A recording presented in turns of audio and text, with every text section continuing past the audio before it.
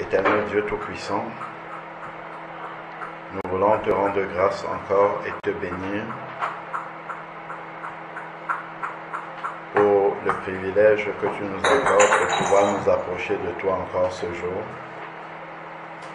Merci pour ton souffle de vie, Seigneur Père éternel, que tu nous as encore renouvelé gracieusement aujourd'hui.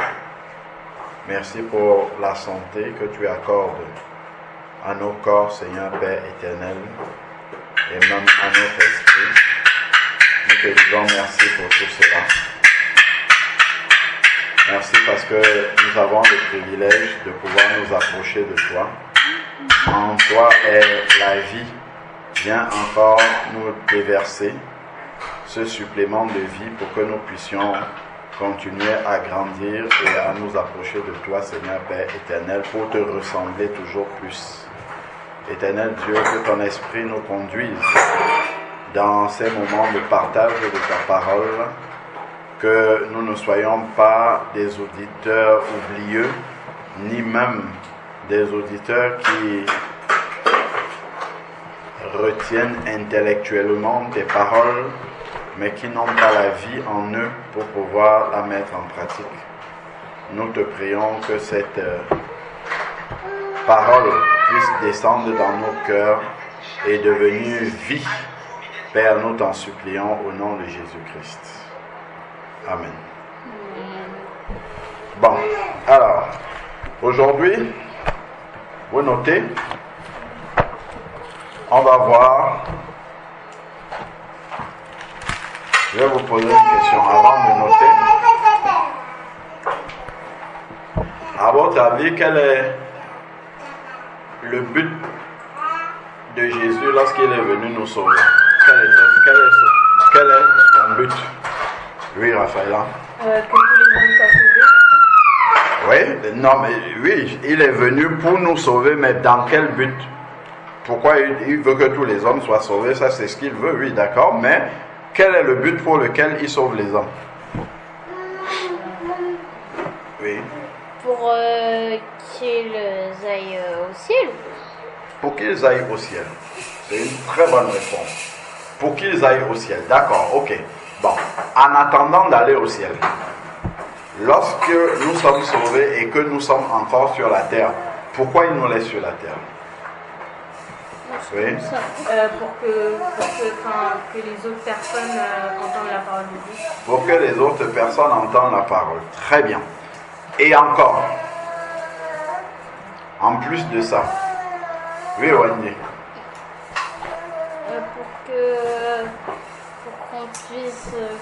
Pour que tout le monde ait entendu la parole de Dieu. Voilà, ça revient à ce que Raphaël a dit, pour que tout le monde ait entendu la parole de Dieu grâce à nous. Très bien. On va lire d'abord 2 versets.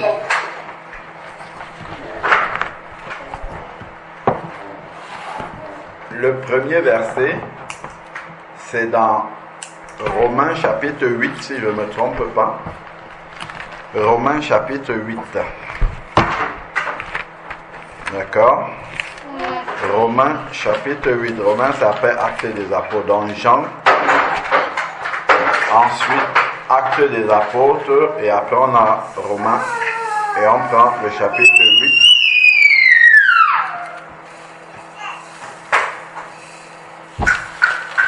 On va lire à partir du verset 28. Romains 8, à partir du verset 28. On va lire Romains 8, 28, 29, 30, jusqu'à 30. D'accord? On va voir une autre. Tout ce que vous avez dit, c'est juste, mais on va voir une autre raison, en particulier, pour laquelle le Seigneur Jésus nous a sauvés. C'est pourquoi on aille au ciel, qu'on ne soit pas condamné avec les perdus, donc on n'aille pas en enfer, ainsi de suite. Mais il y a une autre raison également. Romains chapitre 8, verset 28. Romains, il y a Jean, Actes, et ensuite il y a Romains. 861.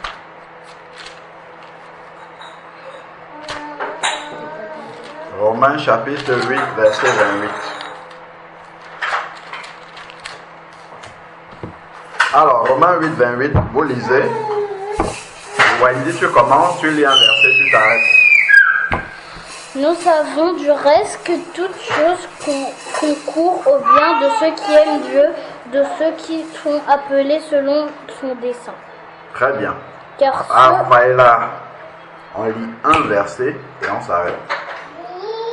Donc, il dit, nous savons du reste que toute chose concourt ensemble au bien de ceux qui aiment Dieu. Donc, tout ce que Dieu fait, au final, est bon pour... Voilà, continue après là. Car ceux qu'il a connus d'avance, il les a aussi prédestinés à être semblables à l'image de son Fils, afin que son Fils fût le premier-né entre plusieurs frères. Voilà. Vous avez compris? Il dit car à ceux qu'il a connus d'avance. Ce qu'il a connu d'avance, c'est quand il voit Wendy, dès le moment où Wendy est née, il sait déjà si tu vas accepter la parole de Dieu ou si tu vas la rejeter. Ok? Et s'il voit que tu vas accepter la parole de Dieu, il va te prédestiner à être semblable à l'image de son Fils. Donc en fait, il va commencer à travailler dans ta vie pour que tu sois semblable à l'image de son Fils. Ça veut dire quoi? C'est-à-dire que tu ressembles, voilà, à Jésus-Christ. Ok? Que tu ressembles à Jésus-Christ jusqu'à ce que tu acceptes Jésus dans ta vie, il va continuer ce travail-là. D'accord? Donc, afin qu'il soit le premier-né d'un grand nombre de frères. Donc, Jésus-Christ est le grand frère et tous les frères qui viennent lui doivent lui ressembler. Verset 30, Wendy. Et ceux qu'il a prédestinés, il les a aussi appelés. Et ceux qu'il les a appelés, il les a aussi justifiés. Et ceux qu'il a justifiés, il les a aussi glorifiés. D'accord, ok. Donc, on comprend dans ces quelques versets que l'un des buts pour lequel Jésus sauve les personnes, c'est pour qu'ils soient semblables, pour lesquels Dieu sauve les personnes, c'est pour qu'ils soient semblables à Jésus-Christ. C'est-à-dire qu'ils soient comme Jésus. Ok? Jésus prêchait la parole de Dieu aux gens pour sauver les personnes. Il guérissait les malades, il ressuscitait les morts, il faisait du bien autour de lui, ainsi de suite. Le Seigneur, son but, tant que nous sommes sur la terre, il veut que nous soyons comme Jésus. D'accord? C'est ça son but. Donc, vous notez. Dieu, vous laissez un peu de place pour le titre. On verra le titre après. Pour l'instant, vous notez. Dieu veut que tous ceux qui sont sauvés ressemblent à Jésus-Christ. Entre parenthèses, Romains 8, 28 à 30.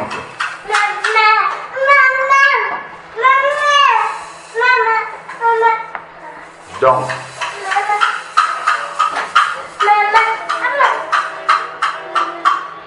Dieu veut que tous ceux qui sont sauvés, c'est ça, ressemblent à l'infini, avec ENT, ressemblent à son Fils Jésus-Christ. Fils c'est grand F. Ressemble à son Fils Jésus-Christ. Entre parenthèses, Romains 8, 2.28-30.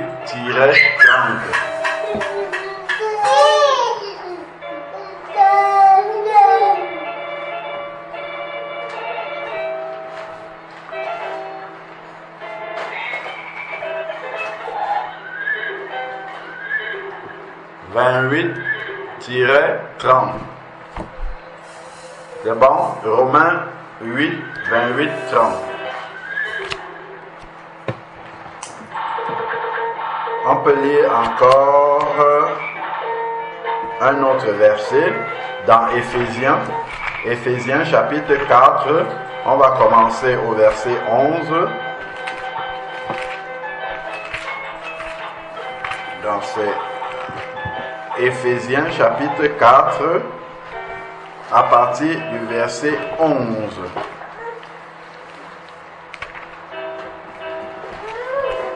Éphésiens chapitre 4 à partir du verset 11. Ok? Oui. Raphaël, tu lis le verset 11, Éphésiens 4, verset 11. Et il a donné les uns comme apôtres, les autres comme prophètes, les autres comme évangélistes, les autres comme pasteurs et docteurs pour le perfectionnement Attends. des saints. Tu es en train de lire le 12 déjà. Il a donné, c'est le il là, c'est qui? C'est Jésus. D'accord. Il a donné les uns comme apôtres, d'accord, comme prophètes, évangélistes, c'est tous ceux qui s'occupent de l'église de Dieu, d'accord. Donc il les a donnés pour quel but? Verset 12, Wendy, tu lis. Pour le perfectionnement des saints en vue de l'œuvre du ministère et de l'édification du corps de Christ. Voilà. Donc, il a donné les apôtres, les prophètes, tous ceux qui s'occupent de l'église de Dieu pour le perfectionnement des saints. C'est-à-dire pour amener les saints, c'est qui? C'est ceux qui sont sauvés, d'accord? Pour amener ceux qui sont sauvés à devenir parfaits comme Jésus-Christ. Perfectionnement, c'est amener quelqu'un à devenir parfait, d'accord? Pour le perfectionnement des saints, ainsi de suite, en vue de l'œuvre du Ministère des voilà. Verset 13. Jusqu'à ce que nous soyons tous parvenus à l'unité de la foi et de la connaissance du Fils de Dieu, à l'état d'homme fait à la mesure de la stature parfaite de Christ. Point. Tu as compris ce que ça veut dire? Ça veut dire simplement que les apôtres, les prophètes, les docteurs, tous ceux qui s'occupent de l'église de Dieu, c'est pour amener ceux qui sont sauvés à devenir parfaits jusqu'à ce qu'ils ressemblent à Jésus-Christ. C'est ça la stature parfaite de Christ. Ok? Jusqu'à ce qu'ils ressemblent à Jésus-Christ. Dans leur manière de parler, dans leur manière d'être, ainsi de suite. Ok? C'est ça le but. Donc, si tu vas au culte tous les jours, si tu pries tous les jours, ainsi de suite, c'est pour ressembler à Jésus-Christ. C'est ça le but. Si tu chantes même à la gloire de Dieu, c'est pour ressembler à Jésus-Christ. Ok? Donc vous notez, c'est le deuxième passage qui montre la volonté de Dieu, qui veut que tous ceux qui sont sauvés ressemblent à Jésus-Christ. Éphésiens 4, versets 11 à 13.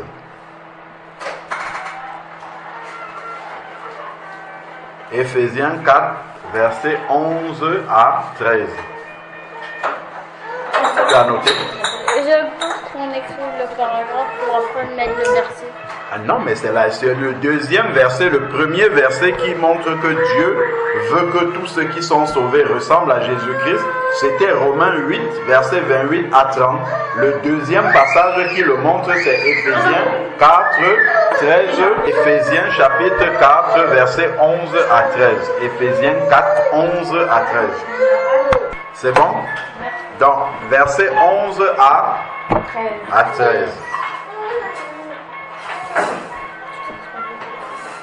Quel était, maintenant que nous savons que le but de Dieu, lorsqu'il nous a sauvés, c'est que nous ressemblions à Jésus-Christ. D'accord? Son but, c'est que nous ressemblions à Jésus-Christ.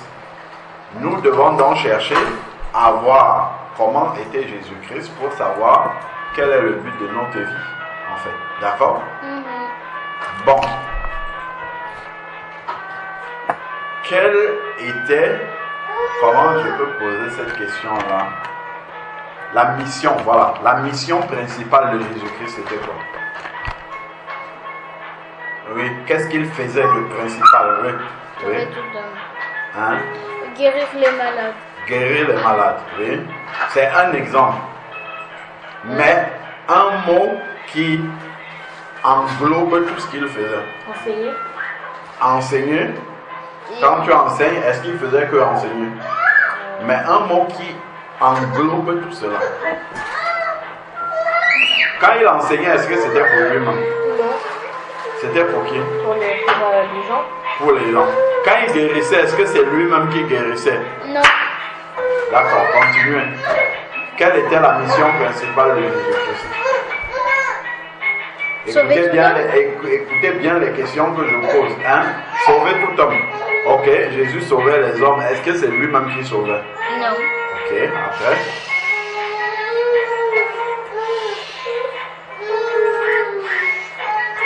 On continue. Qu'est-ce qu'il faisait d'autre? Enfin, quelle était sa mission principale? Accomplir tout ce que Dieu lui avait dit de faire. Vous cherchez des choses très loin. Miracle.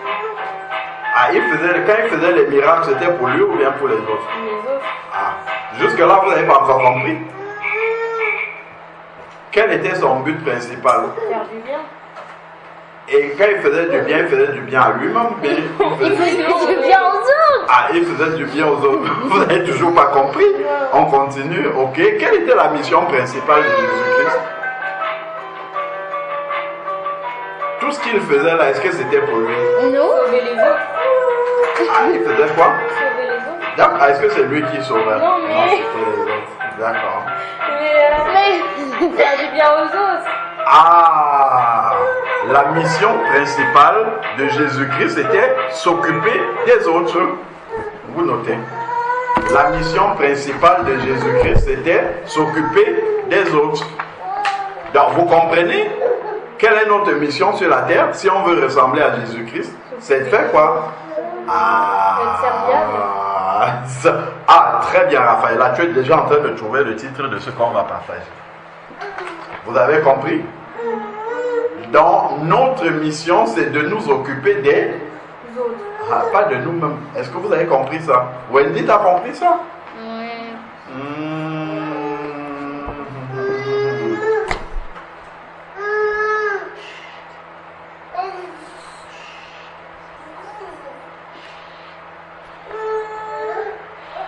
Qu'est-ce que vous avez noté? La mission principale de Jésus était de s'occuper des autres. Très bien. La mission principale de Jésus-Christ était de s'occuper des autres.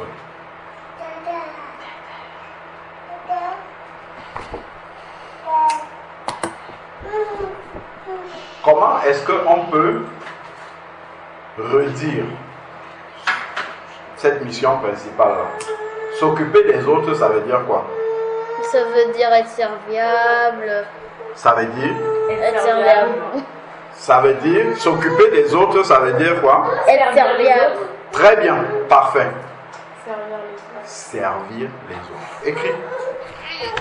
La mission de Jésus-Christ, voilà, c'est-à-dire, vous avez mis la mission de Jésus-Christ, c'était s'occuper des autres, c'est-à-dire servir les autres.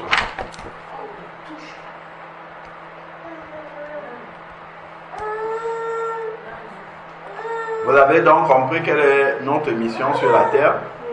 Servir les autres. Pas se servir Soi-même. Voilà. Aha. Donc chaque fois que je me sers moi-même et non les autres, je ne suis pas en train de ressembler à... Quand Jésus est mort à la croix, il mourait pour lui ou bien pour nous? Toujours pour les autres. Toujours et toujours et toujours pour les...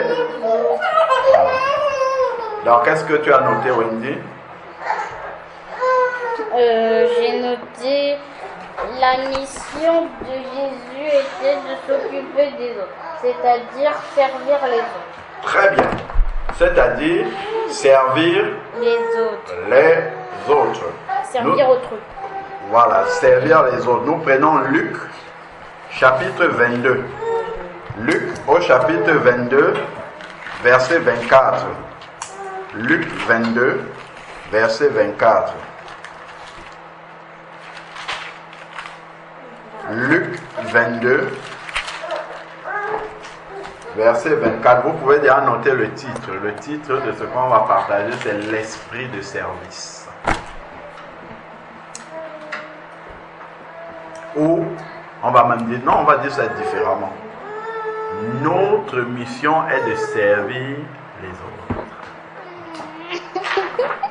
où le but de notre vie est de servir les autres. Voilà, on va noter ça comme ça. Le but de notre vie est de servir les autres.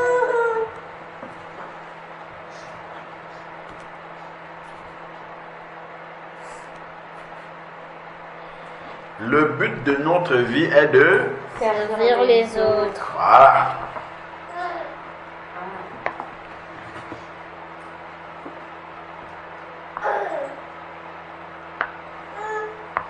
C'est le titre du partage. Le but de notre vie est de servir les autres.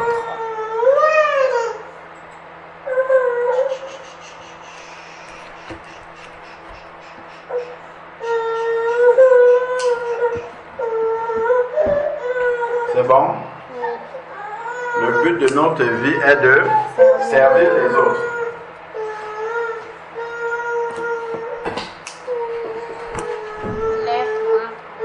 Alors, donc on continue. On a dit Luc chapitre 22 au verset 22. 4. Ok. Donc, qui lisait? Vous l'avez dit tout à l'heure. Ok.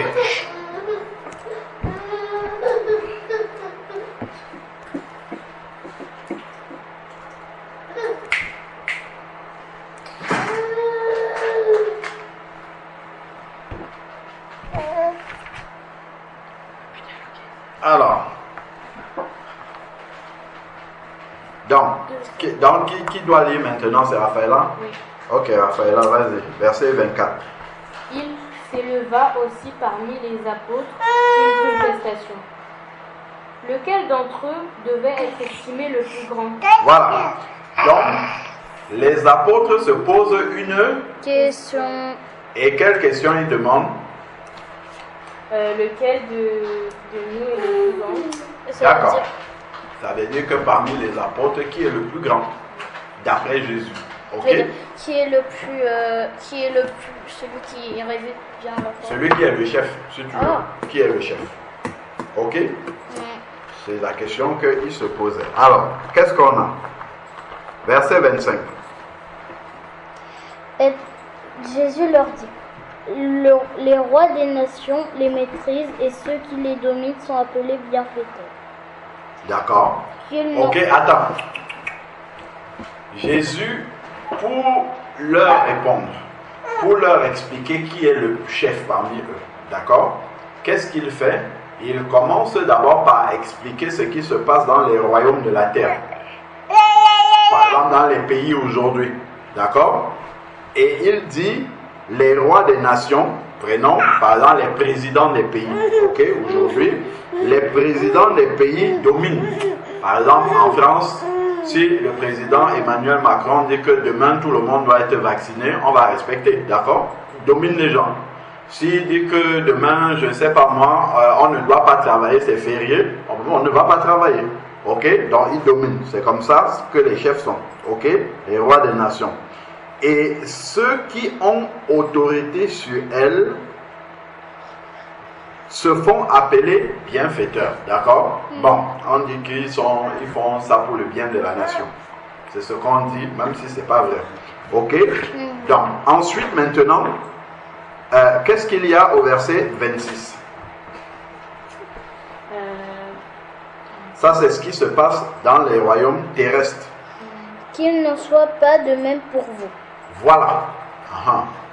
Jésus commence par dire que la manière dont les royaumes de la terre, les pays de la terre considèrent celui qui est le plus grand, ça ne doit pas être la même chose pour vous.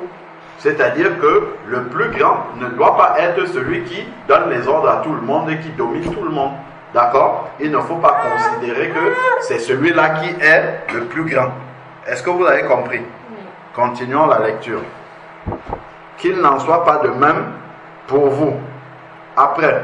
Mais que le plus grand parmi vous soit comme le plus petit, et celui qui gouverne comme celui qui sert. Ah. Est-ce que vous imaginez que vous allez au palais présidentiel de l'Élysée et vous voyez Emmanuel Macron en train de servir à boire à tout le monde qui est là? Non. C'est lui qui passe avec le plateau et qui sert les gens. Hein? Ah, monsieur, vous voulez une coupe de champagne? Monsieur, voilà un petit, voilà un petit four. Est-ce que vous en voulez? Vous imaginez si c'est lui qui sert les gens? Hein? D'accord? Vous imaginez quand sa voiture, comment on appelle même ça là? C'est la voiture dans laquelle il monte, la voiture présidentielle. Vous imaginez, il vient, c'est lui qui ouvre la portière à sa femme. Après, lui-même il entre et tout, personne ne lui ouvre la portière. Ou bien quand ses ministres viennent pour un déjeuner au palais, c'est lui qui va prendre le plateau à la cuisine, qui vient, qui pose sur la table et qui sert les autres. Est-ce que vous imaginez ça? C'est ce que Jésus est en train de dire.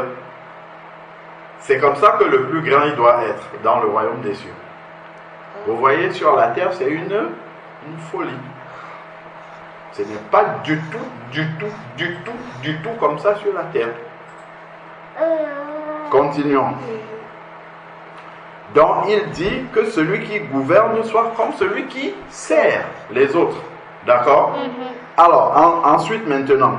Car n'est-ce pas celui qui est... À qui doit lire maintenant? Moi. Ok. N'est-ce pas celui qui est... Non, c'est verset 27. Car quel est le plus grand, celui qui est à table ou celui qui sert? Ah, voilà. Si on arrive ici à la maison, ok, on voit les gens installés à table et que quelqu'un est en train de ramener les assiettes de la cuisine et de la nourriture, tout ça et tout. On va dire que qui est le plus grand? Celui qui est assis et qui attend qu'on le sert, ou bien celui qui est en train d'aller chercher les choses pour venir servir? Celui qui est assis. Ah, ça c'est ce que on va dire sur la terre. Et pour Dieu, qui est le plus grand parmi les deux? Celui qui sert. C'est celui qui va chercher les choses à la cuisine. Est-ce que vous voyez ça? Donc Wendy, quand on est assis ici à table et on te dit, est-ce que tu peux, Wendy, s'il te plaît, me ramener une fourchette là-bas? Quand tu es en train d'aller chercher, pour Dieu, c'est toi qui es la plus grande. Est-ce que tu vois ça? C'est pour ça qu'on te dit souvent que ce sont des bénédictions que Dieu est en train de te donner. Mais pourvu qu'on le fasse avec un bon cœur. Voilà. Pour Dieu, on est en train de lire, pour Dieu, c'est toi qui es la plus grande. Ce n'est pas celui qui attend que la fourchette vienne le trouver sur la table. Ah, tu as vu, il est content même. Il dit, c'est ça dans le royaume des cieux. Est-ce que vous avez vu ça? Oui. Donc, il dit, voilà, ou celui qui sert. Quelle est la suite, après le point d'interrogation? N'est-ce pas celui qui est à table? Point d'interrogation. Jésus, il dit, est-ce que c'est celui qui est assis qu'on est en train de servir qui est le plus grand? Il dit, n'est-ce pas celui qui est à table, pour dire que c'est comme ça qu'on considère les choses sur la terre. D'accord? Et qu'est-ce qu'il va dire? Et moi, cependant, je suis au milieu de vous, comme celui qui sert. Ah, vous avez compris ce que Jésus dit? Il dit que moi, je suis au milieu de vous comme celui qui sert. C'était les disciples qui étaient plus grands, ou bien c'est Jésus qui était plus grand? Jésus. Mais c'est lui qui sert les autres. Est-ce que vous avez compris?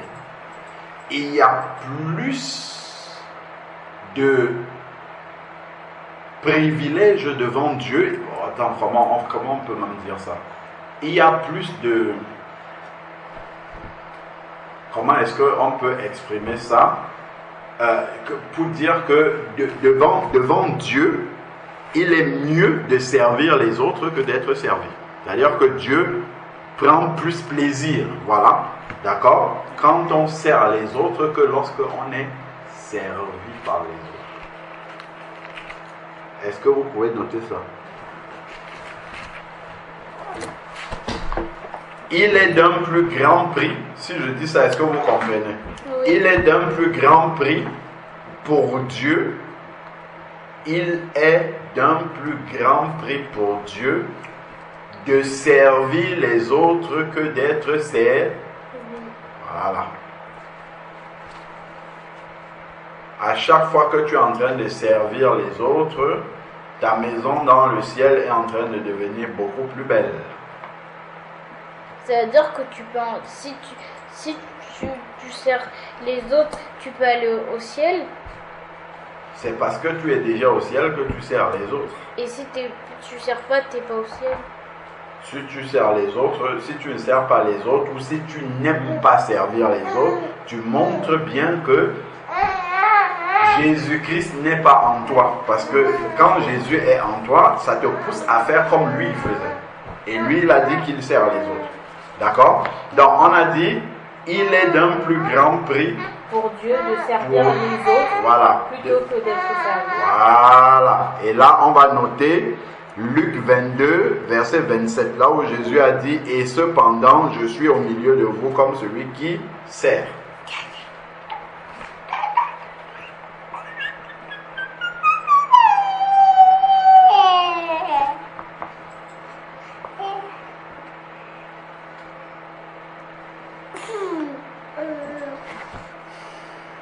Luc combien? Luc 22, verset 27. Luc 22, verset 27. C'est bon?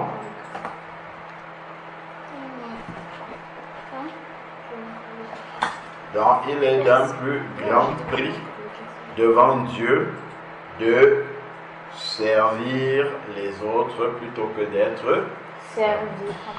Est-ce que vous avez compris? Oui. Donc, quand on dit qui va mettre la table ce soir, c'est d'un plus grand prix devant Dieu de dire, moi je veux mettre la table avec joie. Parce que ça réjouit le cœur de Dieu. Lorsque nous sommes en train de mettre la table à la maison, il faut se rendre compte que c'est Dieu que nous sommes en train de servir, pas ceux que nous sommes en train de servir là physiquement devant nous. C'est comme si tu mettais la table pour que Jésus-Christ vienne manger. En fait, c'est ça. Pour Dieu, c'est ça en fait que tu es en train de faire. Est-ce que vous comprenez? Vous vous souvenez de Matthieu 25? Non. Matthieu 25, là, quand Jésus, les boucs et les brebis sont venus devant Jésus-Christ, là, Jésus a mis les boucs à gauche, là, les brebis à droite. Et puis il a dit, quand j'étais en prison, vous ne m'avez pas visité. Quand j'étais malade, vous n'êtes pas venu me voir, ainsi de suite. Hein? Vous comprenez? Vous comprenez pourquoi je le dis? Oui. Et ceux qui ont fait du bien, ils vont demander à Jésus, mais quand avons-nous vu nu et nous t'avons vêtu, quand avons-nous vu en prison, nous sommes venus te rendre visite? Il va dire, à chaque fois que vous l'avez fait au plus petit de mes frères, de mes enfants, c'est à moi que vous l'avez fait. Donc, quand tu es en train de mettre la table, nous sommes des enfants de Dieu, ça veut dire que tu es en train de mettre la table pour Jésus-Christ. Est-ce que vous avez compris ça? C'est pour ça que c'est un plus grand prix pour Dieu, parce que c'est Jésus, si tu es en train de le faire, comme si tu le faisais pour Jésus-Christ. Ok? Voilà. Vous avez noté? Vous avez noté Oui. quoi là? Éphésiens, Luc 22, verset 27. Oui. Ok? Voilà.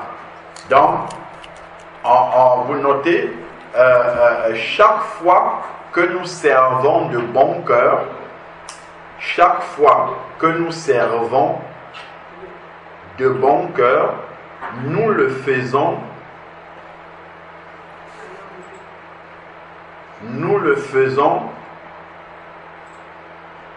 à Dieu.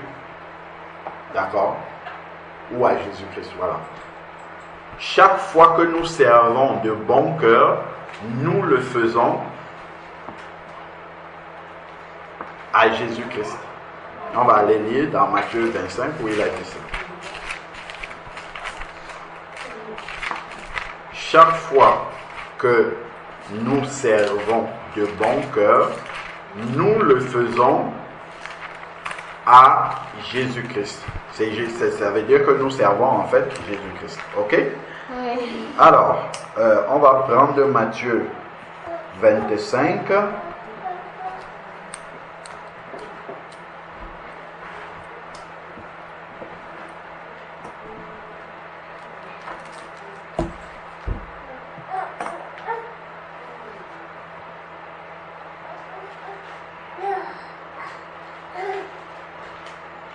Alors, nous prenons Matthieu chapitre 25.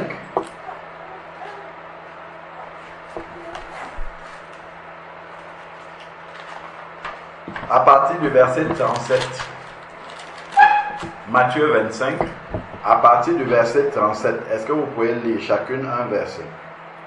Les justes lui répondirent: Seigneur, quand avons-nous vu avoir faim et t'avons-nous donné à manger?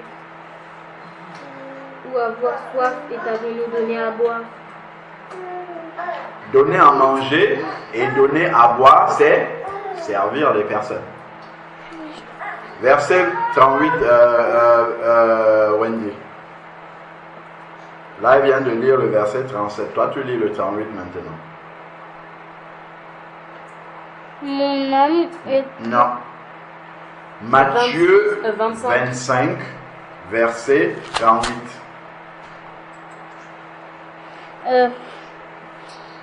Et quand t'avons-nous vu étranger et nous t'avons recueilli, ou nu et t'avons-nous vêtu?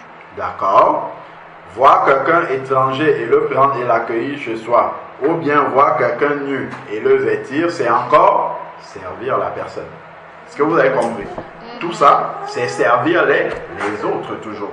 Continuons. Verset 39, Raphaëla. Quand avons-nous vu malade ou en prison et sommes-nous allés vers toi? Ça, c'est encore servir les autres. Ok? Ensuite, verset 40, Wendy. Je vous le dis, et le roi leur répondra. Je vous le dis en vérité, toutes les fois que vous avez fait ces choses à l'un de ces plus petits de mes frères, c'est à moi que vous l'avez fait. Ah, vous avez compris? Mais Chaque fois qu'on sert les enfants de Jésus, c'est lui-même directement qu'on a servi. Est-ce que vous comprenez ça? Voilà pourquoi, lorsque Saul, qui n'était pas encore Paul, persécutait l'église de Jésus, quand il allait sur le chemin de Damas pour aller persécuter encore d'autres chrétiens, il a vu une lumière et Jésus lui a parlé. Qu'est-ce qu'il lui a dit? Saul, Saul, pourquoi me persécutes-tu? Est-ce que c'est Jésus qui persécutait? Non. C'était l'église qui persécutait, mais il dit, pourquoi me persécutes-tu? Ok? Donc, lorsque on sert les enfants du Seigneur, c'est lui-même qu'on est en train de servir. C'est pour ça que c'est d'un grand prix pour lui. Ok? Donc, vous notez le verset là. C'est d'un plus grand prix là. Parce que vous allez noter que c'est parce que c'est lui qu'on sert. Oui. Voilà, vous mettez entre parenthèses Matthieu 25. Vous pouvez noter à partir de 37, vous mettez 37-40. Après, il va dire aussi l'inverse à ceux qui ne l'ont pas fait. Ok? Voilà. Matthieu 25, 37 à 40. 40.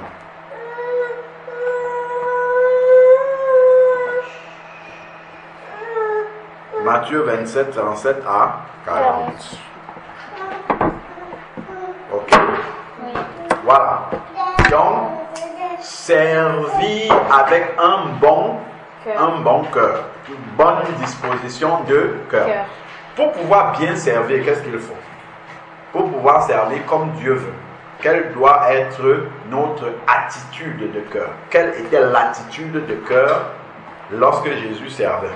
Oui. Ne pas réchigner. Voilà, ne pas réchigner, ne pas murmurer. Ok? Donc, pour pouvoir bien servir quelqu'un, quelle doit être notre attitude de cœur vis-à-vis de cette personne? On doit être content de la servir. Oui, mais notre attitude de cœur vis-à-vis de cette personne-là doit être quoi? Gentil. Oui, et tout ça, ça veut dire quoi par rapport à la personne? Rempli d'amour. Nous devons être, vous notez, nous devons être remplis d'amour pour bien servir les autres. Nous devons être remplis d'amour pour les autres pour bien les servir. Ok? Parce que la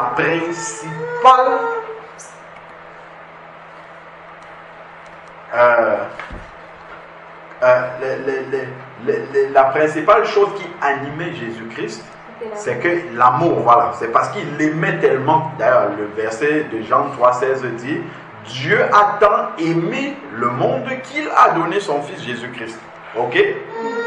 Jésus-Christ qui était rempli de tout l'amour de Dieu. Ok?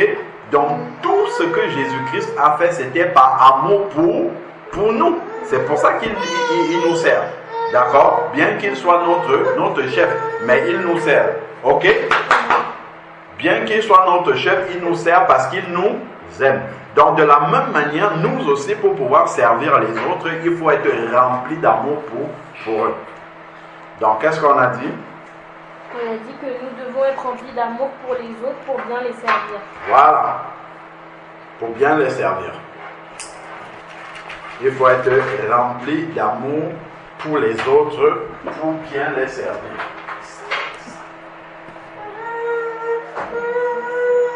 Nous devons être remplis d'amour pour les autres pour bien les servir, comme Jésus-Christ était rempli d'amour et de compassion. On écrit?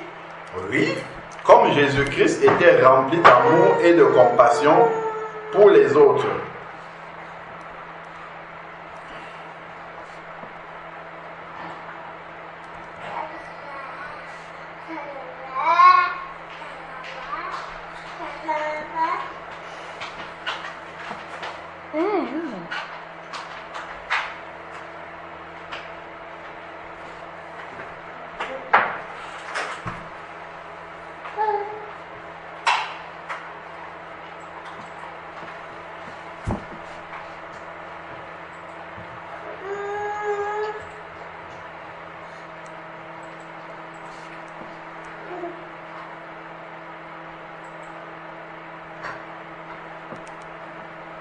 Nous pouvons prendre Matthieu 9, verset 36.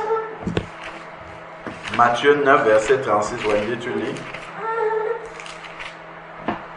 Matthieu, chapitre 9, verset 36.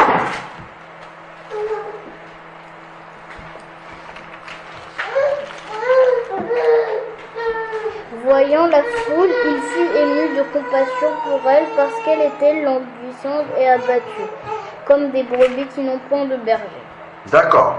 Vous voyez, ça c'est l'amour. D'accord? Quand il voit la foule, il est ému de compassion. Il eut la compassion pour elle, il a eu pitié. D'accord?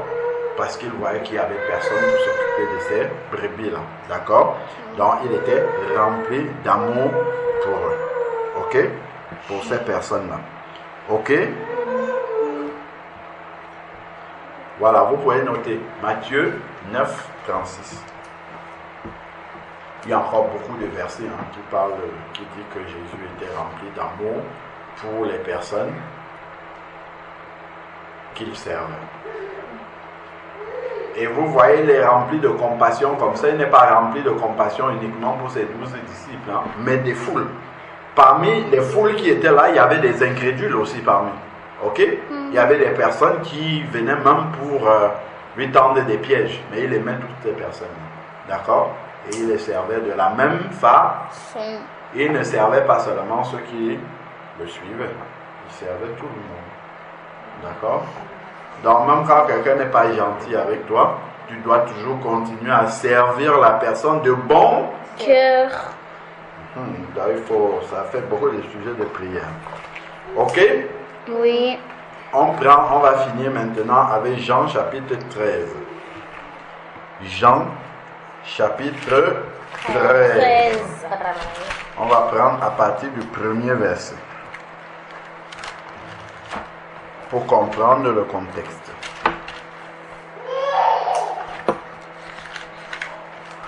Jean chapitre 13.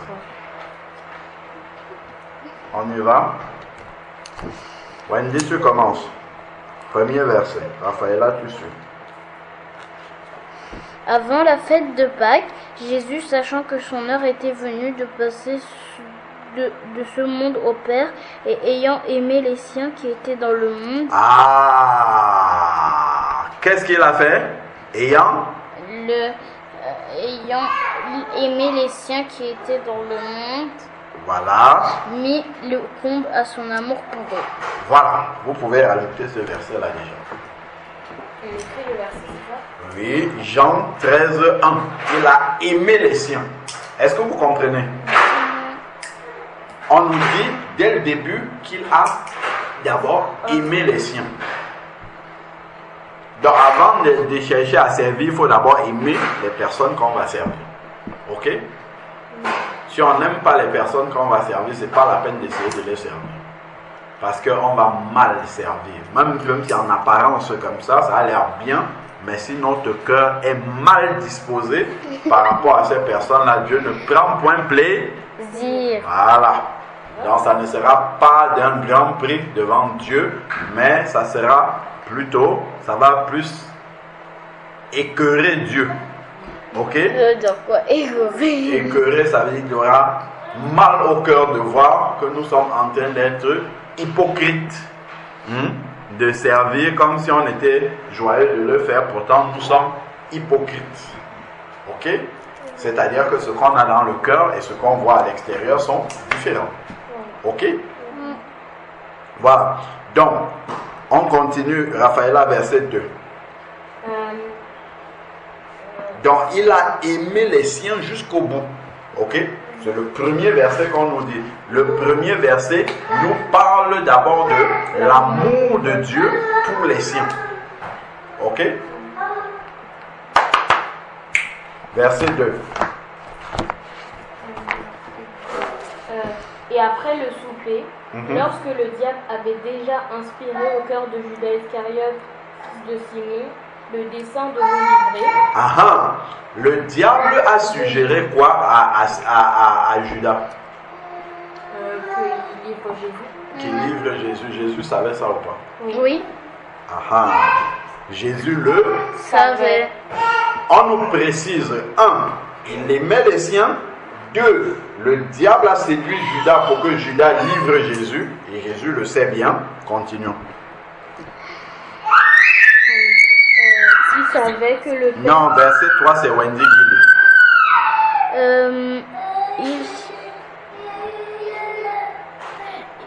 Jésus qui savait que le Père avait remis toutes choses entre ses mains, qu'il était venu de Dieu et qu'il s'en allait à Dieu selon... Voilà. Donc, il savait que Dieu était avec lui. Continuons. Dieu se leva de table et ôta ses vêtements et prit un linge dont il se ceignit. D'accord. Donc, il a pris un linge dont il s'entoura. Pour moi, c'est plus facile. Donc, il a pris en fait un linge, c'est un peu comme une serviette. Voilà. Il a mis une partie autour, comme ça, d'accord, de sa taille, et puis l'autre partie dont il pouvait se servir. C'est un peu comme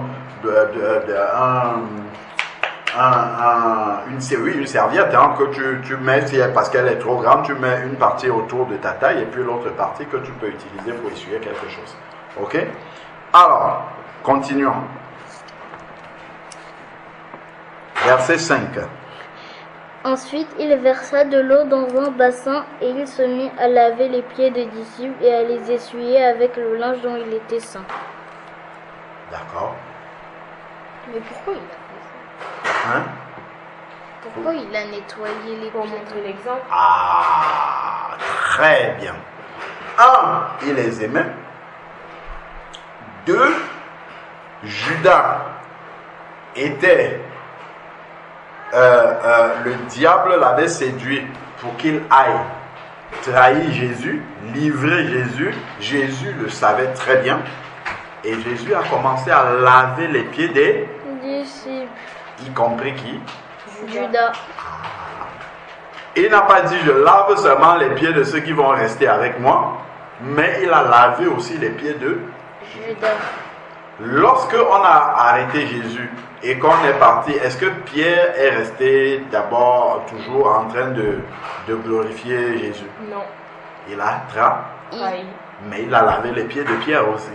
Ok? Et Jésus, d'ailleurs, Jésus lui a dit, avant que le coq ne chante 3 fois, tu m'auras aussi renié 3 fois. Ok? Mais sachant tout ça, il a aussi lavé les pieds de Pierre. Est-ce que vous voyez un peu comment, pour servir, on ne sert pas seulement ceux qui nous font du bien. On ne sert pas seulement ceux qui acceptent tout ce que nous disons. on ne sert pas seulement ceux qui peuvent nous servir aussi. D'accord? Parce que dans la foule que Jésus guérit, d'ailleurs, vous vous rappelez la parabole des 10 lépreux? Oui. Jésus les a tous guéris. Et il y en a combien qui sont venus lui dire merci? Un seul. Jésus a dit, est-ce que tous ils n'ont pas été guéris? Mais pourquoi il n'y a que celui-ci, qui en plus est un Samaritain, qui est venu me dire merci? Mais est-ce que Jésus savait qu'un seul devait revenir? Oui. Il le savait, mais il les a guéris quand même. Vous voyez? Donc, il fait du bien même à ceux qui ne vont pas être reconnaissants. Et donc, il est rempli d'amour et il sert même ceux qui n'auront pas une bonne attitude vis-à-vis de lui. Donc, c'est cette qualité de service-là que Dieu attend de nous. C'est-à-dire que nous servons les gens animés par l'amour de Dieu. D'accord? Parce que si nous servons les gens en étant animés par l'amour qu'eux ils nous donnent, ça veut dire que je vais servir ceux qui sont gentils avec moi et ceux qui ne sont pas gentils avec moi, débrouillez-vous. Ok? Voilà. Donc, nous pouvons noter. Qu'est-ce qu'on a dit? Jésus servait non seulement ceux. Jésus servait non seulement ceux qui étaient, comment on peut dire, bons avec lui, d'accord? Mais aussi ceux qui le rejetaient.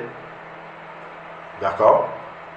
Jésus servait non seulement ceux qui étaient bons avec lui ou qui l'acceptaient, d'accord? Mais aussi ceux qui le rejetaient ou même qui le trahissaient.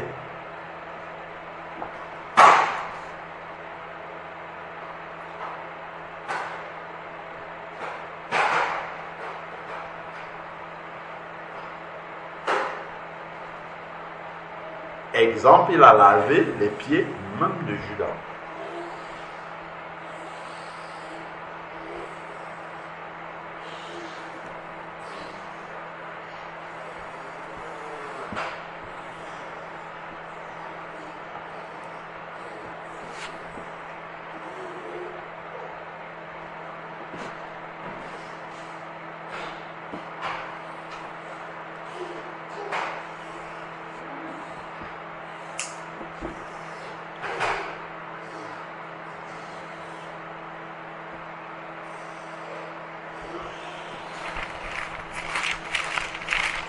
Exemple, il a lavé les pieds même de Judas. Vous pouvez prendre, vous notez Jean 13, verset 2, verset 2 à 5. Ok? Même de Judas, verset 2, Jean 13, verset 2 à 5.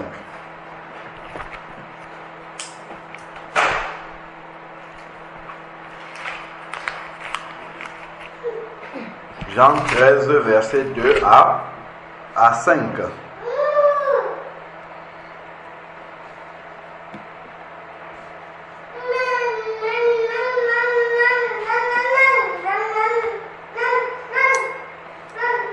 Est-ce que vous vous rappelez, vous avez noté? Oui. Vous vous rappelez de ce que Jean-Baptiste a dit quand il a dit qu'il y a un qui vient qui est plus grand que lui? Il a dit, moi je vous baptise d'eau, mais il y a un qui vient qui est plus grand que moi. Comment il a décrit comment lui il est petit par rapport à celui qui est plus grand? Qu'est-ce qu'il a dit? Il a dit que il n'est pas digne de faire quoi? de dénouer le soude de ses sandales. De dénuer la courroie de ses sandales. D'accord? Qu'est-ce que ça nous donne comme information? Ça c'est dit dans Matthieu chapitre 3. Matthieu chapitre 3, verset 11. D'accord? Il n'est pas digne de dénouer la courroie de ses sandales. À l'époque de Jésus, les gens y marchaient avec les sandales. Et les gens ne voyageaient pas en avion, ils ne voyageaient pas en TGV, ils ne voyageaient pas en voiture, ils voyageaient à pied. Ou sur les ânes et tout ça, mais c'était à pied. Si tu marches en sandales, comme eux ils marchaient longtemps là en sandales, tes pieds peuvent être comment? Rouge. Remplis de saleté, de poussière, parce que les sandales, en fait, c'est pas des chaussures fermées. Les chaussures fermées, au moins, tu n'es pas en contact avec la poussière et l'air extérieur, d'accord? Mais là, les sandales, en fait, ramassent toutes sortes de saleté, ok? Et Jésus lavait ses pieds remplis de saleté. Ah, est-ce que vous comprenez? Donc, servir, ce n'est pas juste servir ce qui est facile à servir. D'accord? Ce n'est pas ce qui est facile à faire. Donc, je sers non seulement parce que laver ce qui est... Déjà, si tes propres pieds sont très sales, tu auras du mal à les laver, n'est-ce pas? Quand tu vas laver tes propres pieds qui sont sales, ça va te dégoûter un peu, d'accord? Imagine tu laves les pieds sales de quelqu'un d'autre. D'accord? Donc Jésus, Raphaël l'a dit tout à l'heure, a fait ça pour nous montrer l'exemple. Ouais, les pieds avec toutes sortes d'odeurs. Vous imaginez entre les orteils là déjà nous on se lave tous les jours et souvent les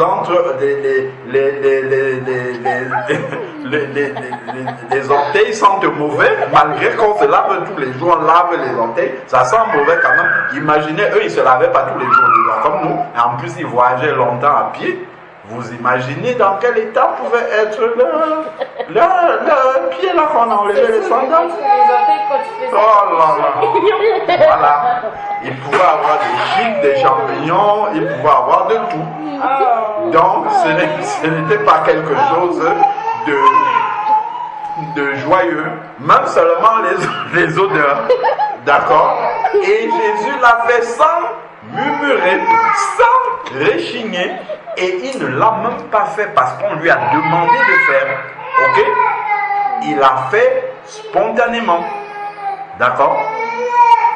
Voilà. Donc, on voit que nous ne devons pas seulement servir lorsque c'est facile pour nous. D'accord? Parce que là, ce que Jésus est en train de faire, ce n'est pas du tout quelque chose de facile. Ok? Allez, on note. Nous ne devons pas seulement servir lorsque cela est simple pour nous. D'accord? Ou facile. Mais nous devons servir en toutes circonstances parce que les autres en ont besoin. C'est tout. Ok? Nous ne devons pas seulement servir lorsque c'est facile et que ça nous arrange, mais nous devons servir en toutes circonstances. Lorsque les autres en ont besoin.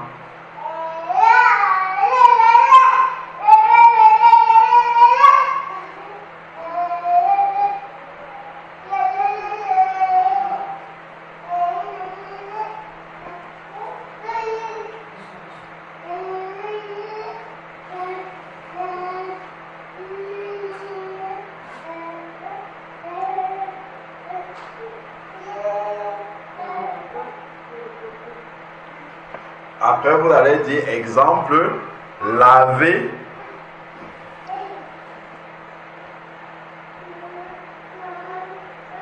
les pieds.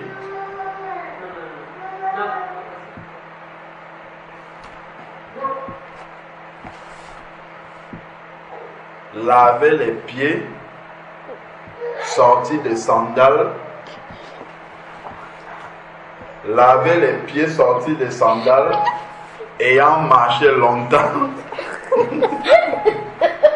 Il faut noter, c'est vraiment pour vous montrer à quel point Jésus s'était humilié pour pouvoir servir. Il nous montre dans quelle attitude nous devons servir les autres.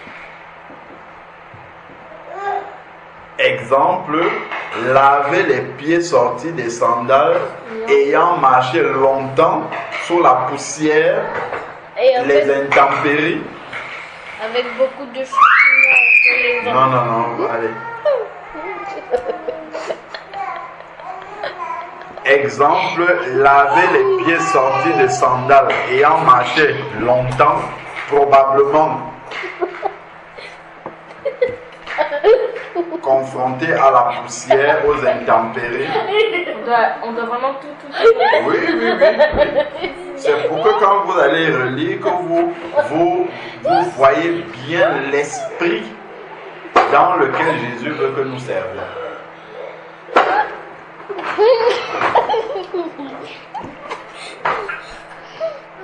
Donc, exemple, laver les pieds sortis des sandales ayant marché longtemps,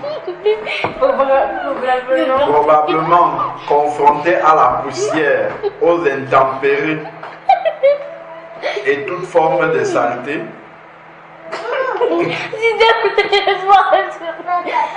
Écrivez. Et toute forme de saleté.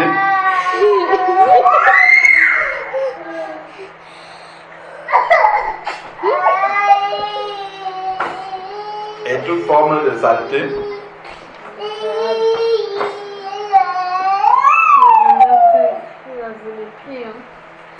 Laver les pieds sortis de sandales ayant marché longtemps, confrontés à la poussière, aux intempéries et toute forme de saleté et d'odeur, probablement nauséabonde d'ailleurs.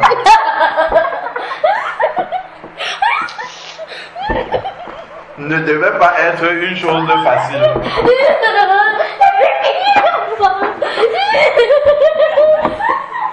Vous rigolez, hein? Donc si quelqu'un sort de l'extérieur, il vient avec ses pieds remplis de chic et de champignons, il devait prendre la serviette et laver proprement ses pieds. Après, le main. Ouais, bah même si tu mets les gants, en plus Jésus n'a pas mis les gants.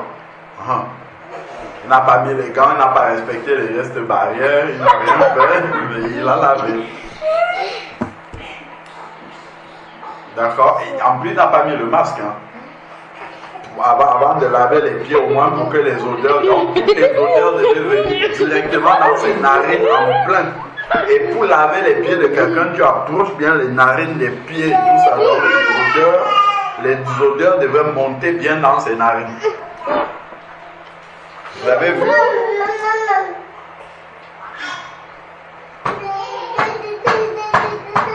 Laver les pieds, c'est vraiment une attitude d'humilité. Parce qu'en plus, pour laver les pieds, tu te courbes. Tu te courbes aux pieds. Vous imaginez, Jésus sait que Judas va aller le trahir. D'ailleurs, il lave les pieds de Judas pour que Judas marche avec les pieds lavés là pour aller le trahir. Mais c'est facile de le faire. Bah, quoi? Tu laves les pieds de celui qui va aller te trahir. Il va partir avec ses pieds bien lavés que tu viens de faire. Là, il va aller te trahir. Oui, non, pas celui qui va me trahir. Ceux qui m'ont pas trahi ou qui m'ont rien fait. Oui, ça, d'ailleurs, même ceux qui ne t'ont pas trahi avec les pieds comme ça, je ne suis pas sûr que ce soit facile. Alors, vous avez tout noté? Moi, j'ai écrit nous ne devons pas seulement servir lorsque cela est simple pour nous, mais enfants. Exemple, laver les pieds sortis de sandales ayant marché longtemps, probablement confrontés aux intempéries et à toutes sortes de saletés. Et d'odeur et toute forme de saleté. Et probablement d'odeur nauséabonde. Et probablement d'odeur nauséabonde. Parce que je ne pense pas que leurs pieds devaient sentir. Bon, ça me plaît. Déjà, quand les pieds transpirent. Même si il n'y a pas la poussière, juste le fait de marcher longtemps, les pieds transpirent aussi. Dans les entre-orteils, là, ça doit sentir très mauvais. Très mauvais. Oui, et donc, d'odeur nauséabonde. Marcher longtemps dans la poussière.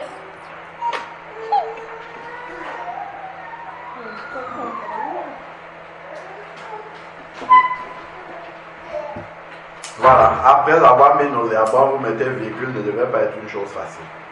Ok? Laver les pieds qui sont dans cet état-là ne devait pas être facile. Dans le désert. Ah oui, dans ce temps, probablement confronté.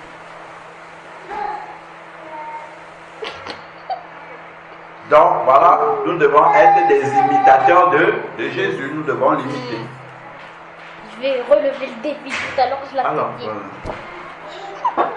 mes pieds sont très propres. Mes pieds sont propres par rapport aux pieds là. Parce que mes pieds déjà restent dans les chaussettes. En plus, j'ai les chaussures fermées. Donc ça ne sera pas, ça sera très très light par rapport à ça. Ça n'a rien à voir. Hein. C'est pas du tout la même chose. Déjà seulement quand on sort l'été avec les claquettes et tout ça, quand tu rentres déjà les pieds ils sentent pas bon. Alors que c'est juste une sortie. Eux ils marchaient des mois et des mois et des mois comme ça. Quand on dit que Jésus allait de lieu en lieu là, ils marchaient des mois et des mois comme ça. Ils ne se lavaient pas tout le temps. Une fois en une semaine. Je sais même pas. Tout le corps, je sais pas à quelle fréquence il se lave, mais il devait pas se laver tout le temps. En plus, il n'y avait même pas beaucoup de douches avant. On se lavait au cours d'eau. Ah oui, dans les rivières. C'est ça. C'est ça? Ouais.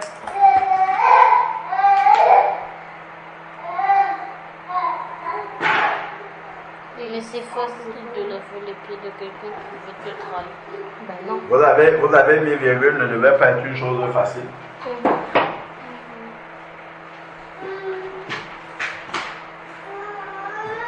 sommes des probablement. Et de deux, voilà, je vais mettre. Parce que là, j'ai pas envie de mettre probablement. C'est bon, c'est noté? Oui. Ne devait pas être une chose facile.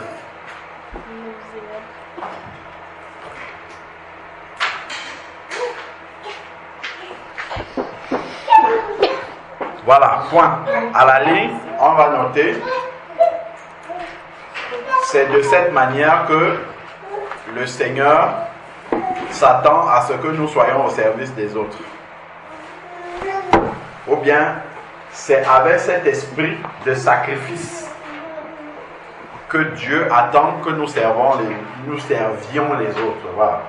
C'est avec un tel esprit de sacrifice que Dieu attend que nous servions les autres. D'accord? Voilà.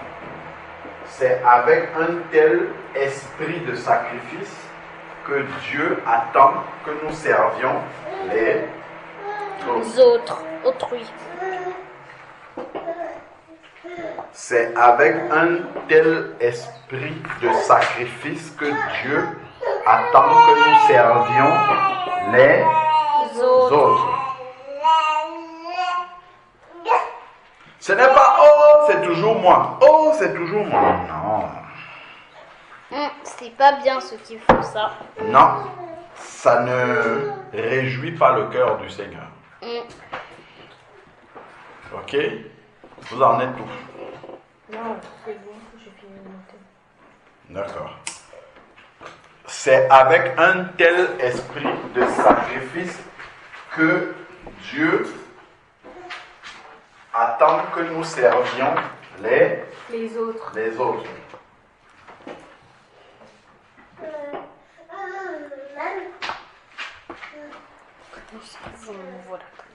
C'est avec un tel esprit de sacrifice que Dieu attend que nous servions les autres. Alors, donc, nous poursuivons la lecture.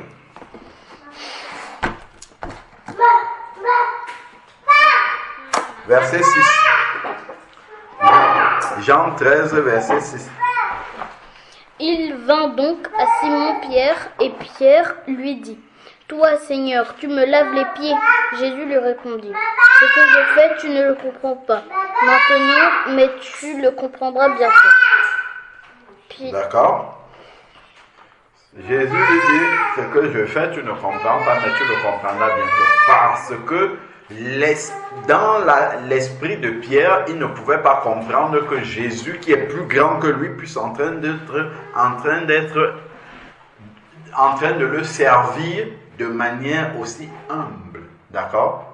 Laver ses pieds qui étaient dans un état, certainement, que nous avons décrit là. Ok? Il ne pouvait pas accepter ça dans son esprit, mais c'est parce qu'il n'avait pas encore compris les choses de Dieu. D'accord? Les choses spirituelles. Que le plus grand pour Dieu, c'est celui qui sert. Ça, il n'avait pas encore bien compris.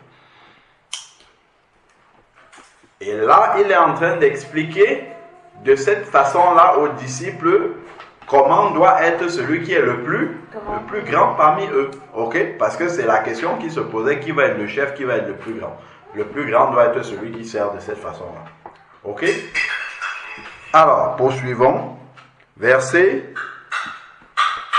7. Raphaëla. Ce que je fais, tu ne le comprends pas maintenant, mais tu le comprendras bientôt. Ok, Wendy avait lu verset 8, pardon.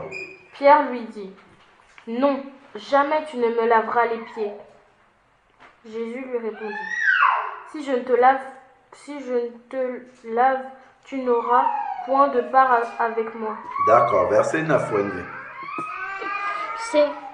Simon-Pierre lui dit, Seigneur, non seulement les pieds, mais encore la main et la tête. Ok, bon.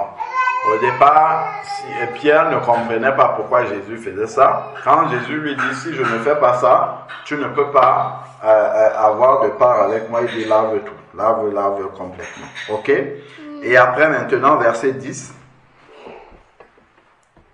Celui qui est lavé n'a besoin, Jésus lui dit, celui qui est lavé n'a besoin que de laver ses pieds pour être entièrement pur. Et vous êtes purs, mais non pas tous. D'accord. Il dit que celui qui s'est lavé, d'accord, a besoin de se laver sauf les pieds, n'a pas besoin de se laver sauf les pieds. Mais il est entièrement pur et vous êtes purs, non pas tous. Pourquoi il disait non pas tous? Oui. Parce que Judas, lui, il allait le trahir après. Parce que Judas allait le trahir après. Allait le trahir après. Qu'est-ce que ça veut dire? Ça veut dire que Judas il est là avec eux. D'accord? Donc Jésus aussi lavait les pieds de Judas. C'est pour ça que Jésus dit non pas tous. Ok? Vous qui êtes là, je vous ai lavé les pieds, vous êtes tous purs, mais il y a un là parmi vous qui n'est pas pur. Ok? Donc Jésus a lavé les pieds, même de son ennemi. Ok? Voilà.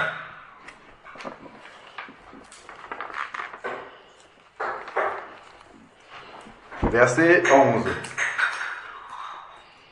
Car il connaît c'est celui qui le livrait. C'est pourquoi il dit, vous n'êtes pas tous purs. Voilà, c'est ce que tu as dit tout à l'heure. Ok? Donc, il savait que Judas allait le livrer, mais il lui a quand même lavé les pieds. Ok? Alors, après, verset 12. Après qu'il eut lavé les pieds et qu'il eut pris ses vêtements, il se remit à table et leur dit, comprenez-vous ce que je vous fais, ce que je vous ai fait? Voilà, il leur pose la question maintenant sur la signification de ce qu'il a fait. Ok? Parce que ça a un but. D'accord, verset 13, Wendy. Vous m'appelez maître et seigneur et vous dites bien car je le suis. Ok, maître seigneur c'est le chef, ok? Vous dites que je suis votre chef et c'est vrai. Ensuite, verset 14, Raphaëla. Si donc je vous ai lavé les pieds, moi le Seigneur et le maître, vous devez aussi vous laver les pieds les uns aux autres. Très bien, d'accord? Il dit de la manière dont je me suis humilié pour vous servir de cette façon-là, d'accord? Voilà, c'est-à-dire qu'on a servi les pieds sales, les pieds ainsi de suite, d'accord? De la même manière, vous devez vous faire ça les uns les autres. Ça ne veut pas dire que les gens vont venir avec les sales, ils vont tendre et tu vas vraiment laver. Ça veut dire qu'il faut servir les autres avec cette position d'humilité pour être le plus grand, d'ailleurs. D'accord? Ok? C'est ça. Continuons.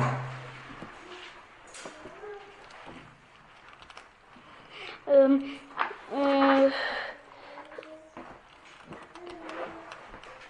Car je vous ai donné un exemple, afin que vous fassiez comme je vous ai fait. D'accord. Il a donc montré un exemple suffisamment qui montre profondément à quel point est-ce que nous devons servir les autres. Ok?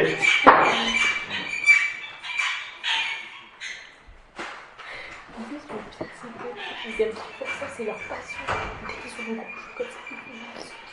Voilà. Donc, à quel point nous devons servir les autres. D'accord?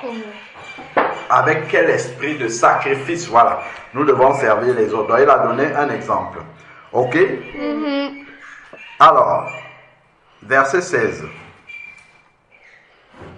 En vérité, je vous le dis, le Seigneur n'est pas plus grand que son Seigneur. Non, il faut relire. Ah oui, le Seigneur n'est pas Relis bien le verset 16. Le serviteur n'est pas plus grand que son Seigneur, ni l'apôtre plus grand que celui qui l'a envoyé. Oui, ça continue. Si vous savez ces choses, vous êtes heureux pourvu que vous les pratiquiez. D'accord?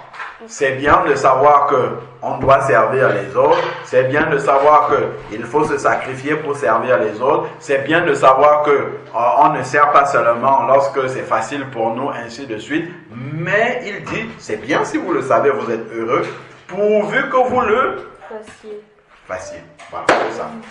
Donc on a compris, il faut le faire maintenant pour que le cœur de Dieu soit réel. Quels sont les sujets de prière que vous avez notés? Donc, vous notez le chapitre. Hein. Dans le titre, vous notez Jean 13, verset 1 à... On a lu jusqu'à 17. Voilà. C'est ça le principal passage. Jean 13, verset 1 à 17.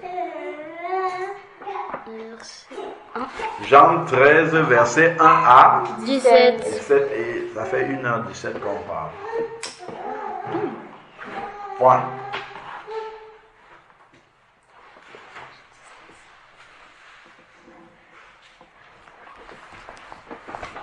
Quels sont les sujets de prière? Vous notez sujets de prière.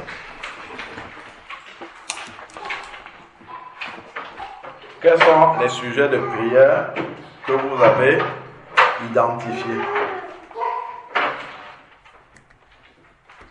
Je sais. Oui, tu peux en donner Avoir un. l'esprit. Oui, c'est quoi le sujet de prière? Servir de Avoir l'esprit de sacrifice. Oui. Prier pour que Dieu nous aide à avoir un esprit de noter. Prier pour que Dieu nous aide à avoir un esprit de sacrifice pour les autres. Parce qu'on peut bien se sacrifier pour soi-même, mais quand ça concerne les autres, on n'est pas prêt à se sacrifier. Prier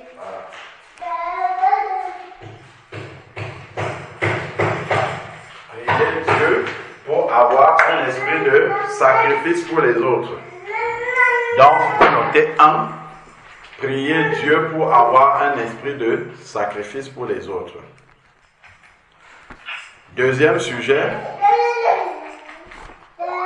qui normalement devait même venir avant celui-là. Pour avoir un esprit de sacrifice pour les autres, qu'est-ce qu'il faut avant? Aimer les autres. Voilà. Prier Dieu pour être rempli d'amour pour les autres. Ensuite, maintenant, on va prier pour avoir un esprit de sacrifice pour eux. Ok? Prier Dieu pour avoir pour être rempli d'amour pour les autres. Et ensuite, prier Dieu pour avoir un esprit de sacrifice pour les autres. Le premier, c'était pour être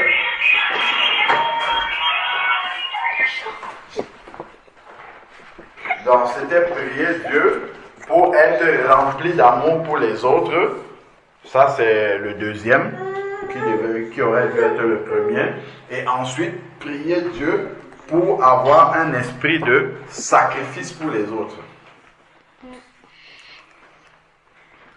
Et ensuite, maintenant, toi, prier pour avoir un esprit de service. Parce qu'on peut être prêt à se sacrifier pour les autres, on peut être rempli d'amour pour eux, mais après, il faut aimer servir. Parce qu'on peut avoir tout ça, mais on n'aime pas servir. C'est à l'action, quoi. Donc, il faut avoir l'esprit pour avoir l'esprit de service. Avoir l'esprit de service, ça veut dire que tu n'attends pas qu'on te demande de faire. Vous avez vu Jésus, quelqu'un lui a demandé de laver les pieds? Non, c'est qu'il en avait envie. il observe et il voit qu'il y a ce besoin-là. Si je fais ça, ça va te faire du bien, et il le fait. Ok? C'est ça l'esprit de service. L'esprit de service, ce n'est pas seulement bien faire, étant animé de bonnes dispositions si on nous demande de faire. C'est aussi faire ce qu'on ne nous a pas demandé, mais que nous voyons, que nous observons que ça pourrait être bénéfique pour celui à qui on va le faire. D'accord? Voilà. Je peux passer dans ta chambre. Je vois que ta poubelle n'est pas vidée. La poubelle de ta chambre n'est pas vidée. Je vais la vider. Tu ne m'as pas demandé de le faire, mais je le fais parce que je sais que quand tu vas voir que ta poubelle est vidée, ça va te soulager, ça t'aura aidé. Ok? C'est ça. Donc on identifie soi-même les besoins des autres et on va pouvoir répondre à ces besoins. C'est ça l'esprit de service.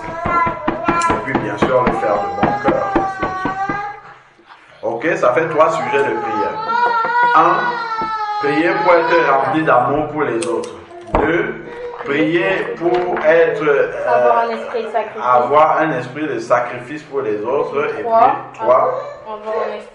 Prier pour avoir un esprit de service. Voilà, pour avoir un esprit de service. Donc, on va prier pour ces 3 sujets. Nous sommes 3, on se répartit les 3 sujets. On prie aujourd'hui, mais c'est une prière de tous les jours jusqu'à ce que Jésus revienne.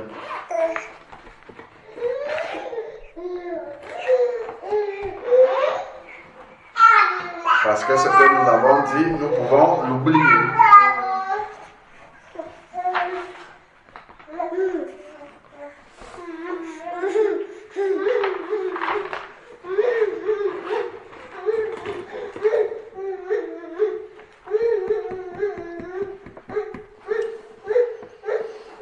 C'est bon? Oui. Alors, être rempli d'amour, je vais prier pour être rempli d'amour. Ensuite, Raphaëla va prier pour avoir un esprit de sacrifice et Wendy va prier pour avoir un esprit de service. Ok?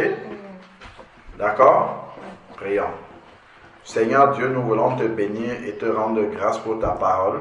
Merci pour tout ce que tu es encore venu nous rappeler aujourd'hui, Seigneur Père éternel, sur le but même de notre appel. Ce pourquoi tu nous as sauvés est que nous puissions être au service des autres.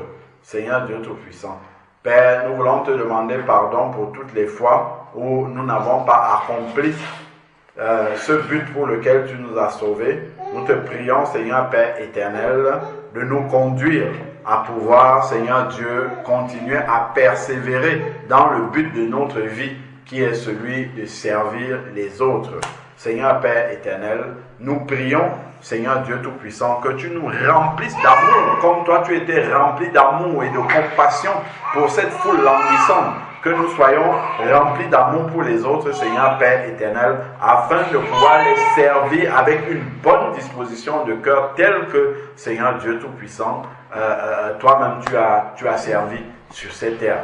Donne-nous de pouvoir observer les besoins des autres, d'être attentifs et de pouvoir répondre, Seigneur Dieu, à ces besoins-là dans la limite de ce que tu permets, Seigneur Dieu Tout-Puissant Père. Nous te glorifions. Merci pour ta parole encore. Que cette parole-là demeure gravée dans nos cœurs, Seigneur Père éternel, et inonde nos vies durant tout le reste de notre pèlerinage terrestre au nom de Jésus-Christ. Amen. Amen. Seigneur, je te prie pour qu'on puisse avoir l'esprit de service, fait qu'on ne puisse pas Rechigner quand on doit servir les autres. Amen. Qu'on puisse bien les servir avec un bon cœur. Au nom de Jésus-Christ. Amen. Amen. Seigneur, je te remercie pour la parole que nous venons d'ouïr. Fais qu'elle puisse rester gravée dans notre cœur, qu'on puisse la mettre en pratique. Amen. Fais qu'on puisse avoir l'esprit de sacrifice, qu'on puisse être prêt à se sacrifier, Seigneur, pour les autres. Et qu'on puisse bien les servir, être rempli d'amour pour eux. Amen. Au nom de Jésus-Christ. Amen. Amen. Que Dieu vous bénisse. Amen. 1h25.